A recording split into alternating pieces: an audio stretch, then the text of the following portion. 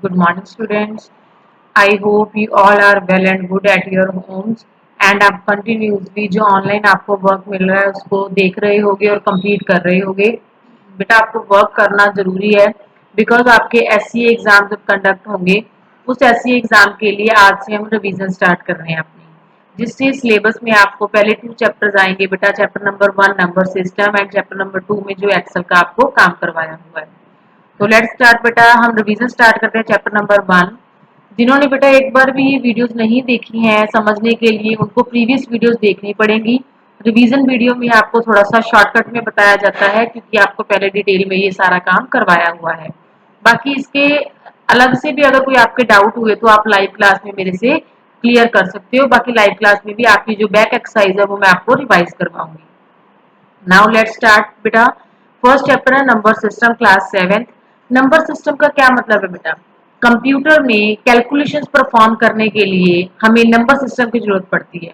Number system एक mathematical वे है जो आपके नंबर्स को रिप्रेजेंट करता है।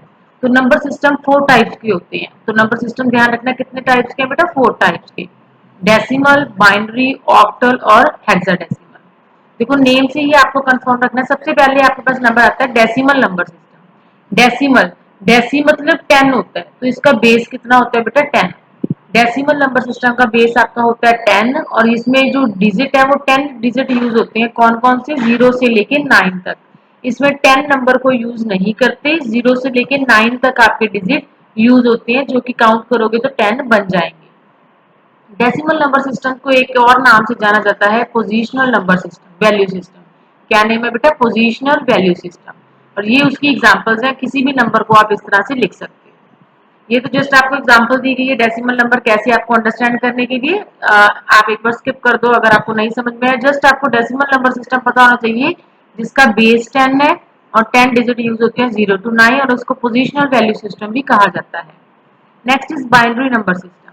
बाइनरी जिसका बेस 2 होता है बेटा। बाइनरी, बाइंड का मतलब 2 होता है और इसमें 2 डिजिट यूज होते हैं 1 और 0। 1 होता है ऑन के लिए यूज और 0 होता है ऑफ के लिए यूज और ओनली 2 डिजिट यूज होते हैं इसमें 0 एंड 1। ये इसकी एग्जाम्पल है बेटा। ये होता है बाइनरी नंबर सिस्टम और हर एक बाइनरी डिजिट को हम बिट भी बोलते हैं। बाइनरी डिजिट को हम बिट भी बोलते हैं और बाइनरी नंबर सिस्टम भी पोजिशनल वैल्यू सिस्टम है। यहाँ पे हर डिजिट को एक्सप्रेस करते हैं पावर्स में। 2 की पावर 0, 2 की पावर 1, 2 की पावर 2, 2 की पावर 3, 2 की पावर 4, 2 की पावर 5, 6, 7 जितने भी नंबर हों। Third one is octal number system. Octal का बेस होता है 8 जिसमें आप 8 डिजिट यूज कर सकते हो 0 से लेके 7 तक। 8 नंबर यूज नहीं होता इसमें 0 से लेके 7 तक। और जिसको पावर 8 में दिखाया जाता है 8 की पावर 0, 8 की पावर 1, 2, 3 या तो जितने भी आपके पास नंबर होंगे। And fourth one is hexadecimal जिसका बेस होता है बेटा 16। इसमें 16 सिंबल होते हैं। डिजिट 0 से लेके 9 तक होते हैं। 10 ये हो गए आपके, 6 रह गए।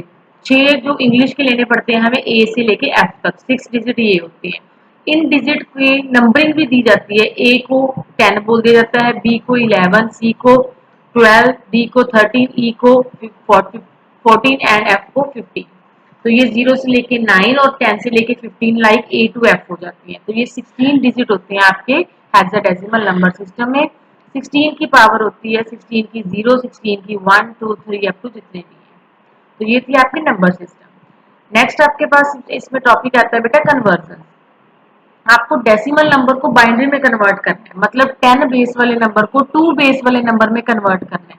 तो उसके लिए आपका कौन सा मेथड यूज होता है बेटा? Division method. ये ध्यान रखना बेटा कौन सा मेथड यूज होता है आपका? डिवीजन। डेसिमल को बाइनरी में करने के लिए यूज होता है डिवीजन मेथड। जब उल्टा करना हो बाइनरी से डेसिमल तो मल्टीप्लिकेशन यूज होता है। सबसे पहले डेसिमल टू बाइनरी करते हैं। एग्जाम्पल समझाती हूँ आपको, ये पॉइंट अपने आप समझ में आ जाएंगे। देखो 25 को कन्वर्ट करना है बाइनरी में। बाइनरी में पता है आपको 01 यूज होता है तो 01 में कन्वर्ट करना है हमें 25 को। 25 को डिवीजन में लिखा। बाइनरी में कन्वर्ट करने के लिए 2 से डिवाइड किया। 2 1 जा 2, 2 2 जा 4। 5 के नीचे 4 आता होता है तो 2 पे जाता है वो। 5 में से 4 माइनस किए तो यहाँ पे 1 आपका रिमाइंडर बच गया क्योंकि 24 आएगा इसके नीचे, 12 पे जाता है। 2 के टेबल में 12 तो जाता ही है, कहाँ पे 6 पे जाता है और रिमाइंडर कुछ बचता ही नहीं, 0। 2 के टेबल पे 6 कितने पे जाता है, 3 पे जाता है और रिमाइंडर 0 बचेगा, कुछ नहीं बचता। 2 के टेबल में 3 नहीं आता, 2 के टेबल पे 2 1 सा 2 आता है, तो 3 के नीचे 2 लिखोगे तो 1 आपको बचेगा और 1 आपका रिमाइंडर आ जाएगा। देन 2 के टेबल पे 1 भी नहीं आता, तो यहाँ पे 0 का 0 और ये 1 रिमाइंडर आ गया यहाँ पे। तो इसको आप नीचे से रीड करोगे अगर नंबर का आंसर बनाना है, तो इसका आंसर आ जाएगा 1 1 0 0 1। तो 25 को आपने बाइनरी में कन्वर्ट करके इस तरह से लिख दिया। ये होती है बेटा कन्वर्जन। डेसिमल नंबर था 25 और ये कौन सा बन गया, बाइनरी नंबर। इसको कहते हैं decimal to binary division method. दूसरी एग्जांपल 33 को कन्वर्ट किया हुआ है, वैसे ही कर सकती हो। बाइनरी टू डेसिमल करने के लिए कौन सा मेथड होता है बेटा, मल्टीप्लिकेशन मेथड।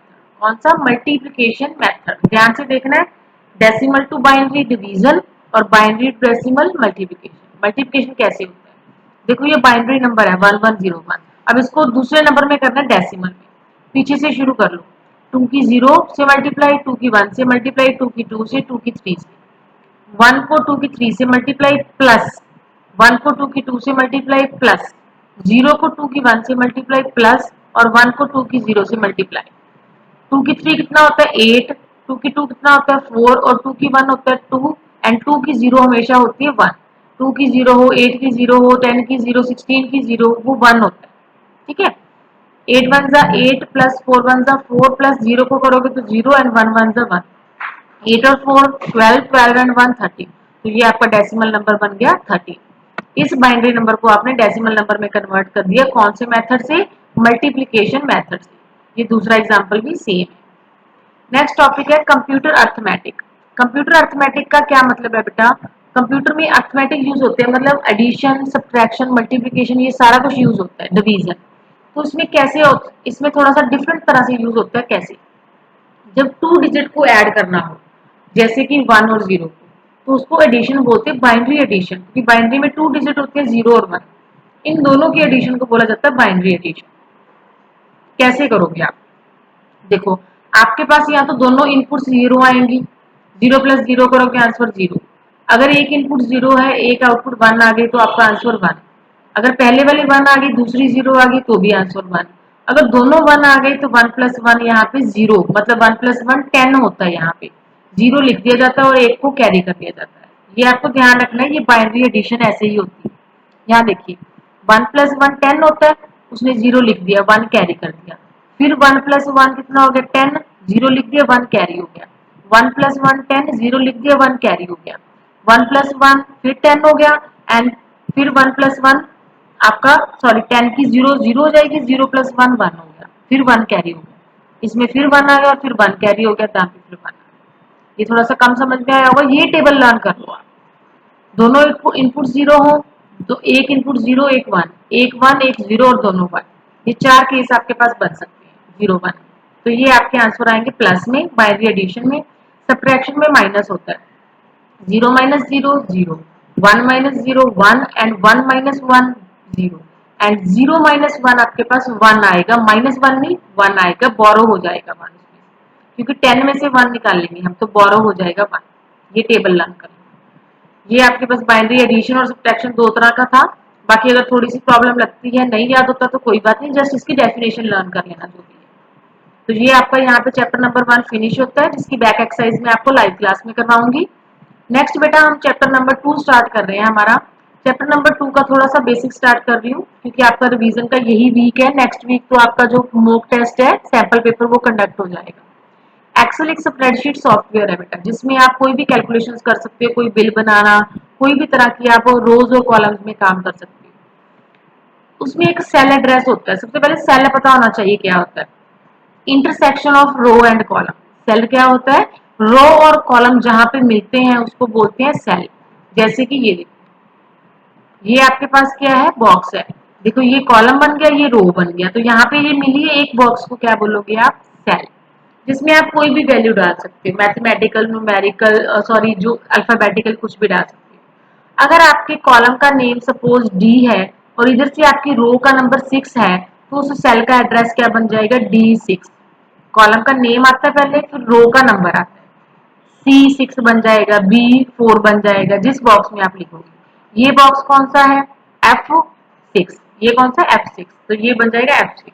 इसे बोलते हैं सेल एड्रेस। पहले कॉलम का नेम देन रो का नंबर। तीन तरह के होते हैं सेल एड्रेस, ध्यान में रखना बेटा, एब्सोल्यूट, रिलेटिव और मिक्स्ड। रिलेटिव में क्या होता है, अगर आपका डी में है और रो आपकी 4 है तो उसको D4 लिखोगे, तो ये होता है सिंपल रिलेटिव। अगर एब्सोल्यूट में लिखना है तो उसके साथ ये वाला साइन लगता होता है, एड्रेस साइन।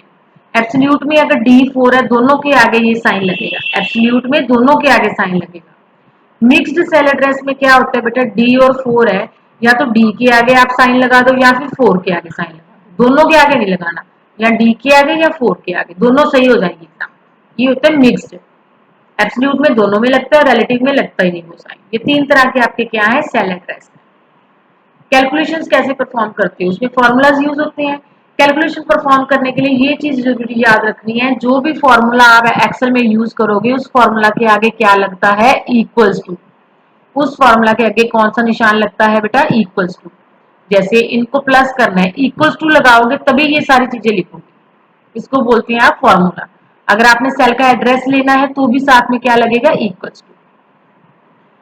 नेक्स्ट आपके पास आता है फॉर्मूला को कॉपी कैसे करना। बस कंट्रोल सी से वो कॉपी होता है और कंट्रोल वी से वो पेस्ट हो जाता है, ये ज्यादा इंपॉर्टेंट नहीं है, स्किप दिस। नेक्स्ट आपके पास यहाँ पर तो यही था, ये देखो एक्सेल में ये टेबल बनाया हुआ है, मैंने आपको डिटेल में ये टेबल करवाए भी हुए हैं। और ये ट्रू फॉल्स अच्छे से लर्न कर लेना, ट्रू फॉल्स आपको एग्जाम में अच्छे से पूछे जाएंगे, और जो ये मैंने आपको सोल्यूशंस पहले करवाए हुए हैं। अगर फिर भी कुछ नहीं समझ में आया तो लाइव क्लास में हम कवर कर लेंगे। चलो स्टूडेंट्स, सेकंड चैप्टर के जो भी पेंडिंग आपके टॉपिक रह गए हैं वो लाइव क्लास में मैं कवर करूंगी कल आपके, और जो भी आपके डाउट्स हुए वहां पे क्लियर कर लेना। Okay students, thank you, have a nice day, bye bye.